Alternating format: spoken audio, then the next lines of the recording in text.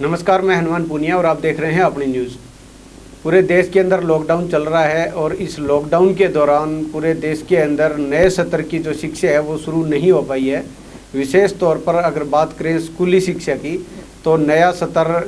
अप्रैल में शुरू होता है, लेकिन अब की बार पढ़ाई बच्चों की शुरू नहीं हो पाई है और अभी भी ये लंबा समय और लगेगा, क्योंकि अभी तक जो गाइडलाइन जारी की गई है सरकार की तरफ से, शिक्षा विभाग की तरफ से, उसमें ये प्रतीत हो रहा है कि अभी और समय काफ़ी ज़्यादा लगेगा स्कूल को खुलने में। तो ऐसे में जो बड़ी भारी दिक्कत है वो जो निजी स्कूल हैं उनको बड़ी भारी दिक्कत हो रही है और इसके कई दुष्परिणाम अभी शुरुआत हो चुकी है, जिसके अंदर शुरुआत हुई है जो टीचर लगे हुए हैं उन निजी स्कूलों के अंदर, उन टीचरों की सैलरी को रोका जा रहा है निजी स्कूल संचालकों की तरफ से। तो अब मैं जो अपनी न्यूज़ के माध्यम से मेरा जो ये मैसेज है वो उन अभिभावकों के लिए मैसेज है जिनके बच्चे पिछले सत्र से 1 साल से चाहे वो 8-10 साल से अपने बच्चों को निजी स्कूलों में पढ़ा रहे थे। उनके लिए मेरा मैसेज है और मैसेज ये है कि क्या आप मानते हैं कि जो पढ़ाई के एवज़ में आप फ़ीस देते हैं और वो इस बार उनकी पढ़ाई शुरू नहीं हुई है बच्चों की, तो ऐसे में फ़ीस अगर नहीं देंगे तो बहुत ज़्यादा धनवान बन जाएंगे। बिल्कुल, अगर आप ऐसा मान रहे हैं तो ये बिल्कुल गलत है और इसका ये नहीं है कि आप कोई एहसान करोगे अगर फ़ीस दोगे तो। आपको एक बात मैं बताना चाहूँगा कि ये अगर फ़ीस नहीं दी जाती है तो इसके जो साइड इफ़ेक्ट हैं वो काफ़ी साइड इफ़ेक्ट हैं और उन इफ़ेक्ट्स के अंदर काफ़ी इफ़ेक्ट्स आपके बच्चों के भविष्य पर भी असर डालेंगे। वो कैसे डालेंगे वो भी मैं आपको बता देता हूँ। अभी शुरुआत हुई है जो निजी स्कूलों के अंदर जो टीचर लगे हुए थे उनको अब सैलरी नहीं दी जा रही है या फिर उनकी सैलरी में कटौती की जा रही है, क्योंकि स्कूल खुले नहीं हैं। अभिभावकों को अगर वो फ़ोन करते हैं फ़ीस के लिए तो वो फ़ीस जमा नहीं करवा रहे हैं। हालांकि सरकार की तरफ से भी गाइडलाइन है कि सिर्फ़ और सिर्फ ट्यूशन फ़ीस ही स्कूल संचालक ले सकते हैं, लेकिन आपको बता दें कि ये जो खर्चे हैं स्कूल के वो लगातार उसी दिन से चल रहे हैं जिस दिन से आपके बच्चे स्कूल में जाना बंद हुए हैं। आज तक वो खर्चे उनका वैसे ही चल रहे हैं, लेकिन अब आप फ़ीस नहीं दे रहे हैं क्योंकि एक तो सरकार ने बोल दिया है और दूसरा आप एक इस लॉकडाउन का एक बहाना जो आप बना रहे हैं। हालांकि मानते हैं इसमें काफ़ी प्रभाव पड़ा है आपकी जो इनकम के पॉइंट ऑफ व्यू से अगर हम देखें सोचें तो उन लोगों के लिए, उन अभिभावकों को काफ़ी असर पड़ा है जो व्यापार कर रहे थे, दुकानदारी कर रहे थे, उनको असर पड़ा है। लेकिन विशेष तौर पर ग्रामीण एरिया की अगर बात करें तो उन पर कोई ज़्यादा असर नहीं पड़ा है। इतना असर कम से कम नहीं है कि वो अपने बच्चों की फ़ीस जमा ना करवाएं इस लॉकडाउन की वजह से। तो अब मैं बताना चाहूँगा कि आपके घर तक, आपके बच्चों तक इस चीज़ का कैसे असर पड़ेगा। वो असर ऐसे पड़ेगा कि आज से पहले यानी कि जो पिछला सत्र है उस सत्र तक आपका बच्चा जिस भी स्कूल में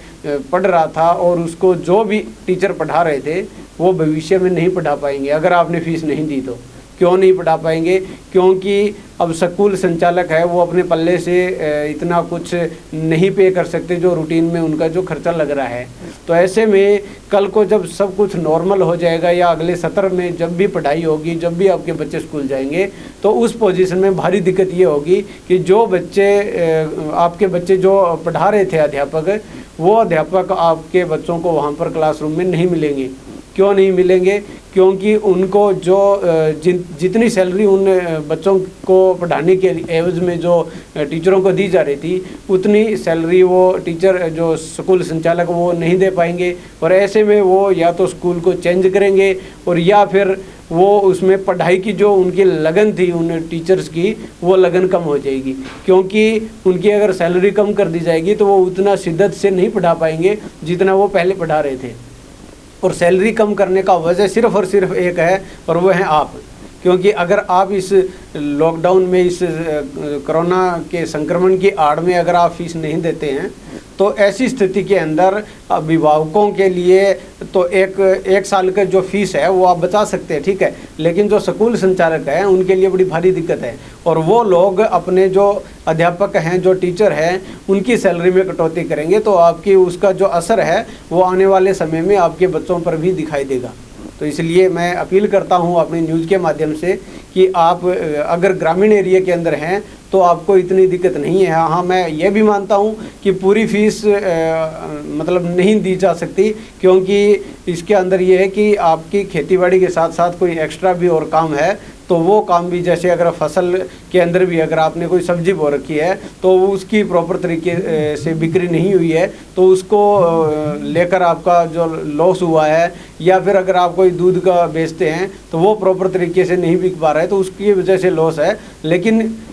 उसकी वजह से लॉस ज़रूर है, लेकिन इसमें ये नहीं है कि आप अपनी जो फीस है वो बिल्कुल ही ना दें। तो इसलिए मैं यही कहना चाहूँगा कि आप कम से कम 50% फीस जो पिछले साल आपने दी है उसकी आधी फीस आप ज़रूर जमा करवाएं। आपका बच्चा स्कूल चाहे आज नहीं जा रहा है, 2 महीने तक भी संभावना ये है कि नहीं जाएगा, लेकिन बावजूद इसके आपके बच्चे के स्कूल के भविष्य को, आपके बच्चे के खुद के भविष्य को देखते हुए ये ज़रूरी है कि आप फीस उनको जमा करवाएं, 50% फीस ज़रूर जमा करवाएं। और जो टीचर हैं, जो स्कूल संचालक हैं, उनसे भी मेरा निवेदन है कि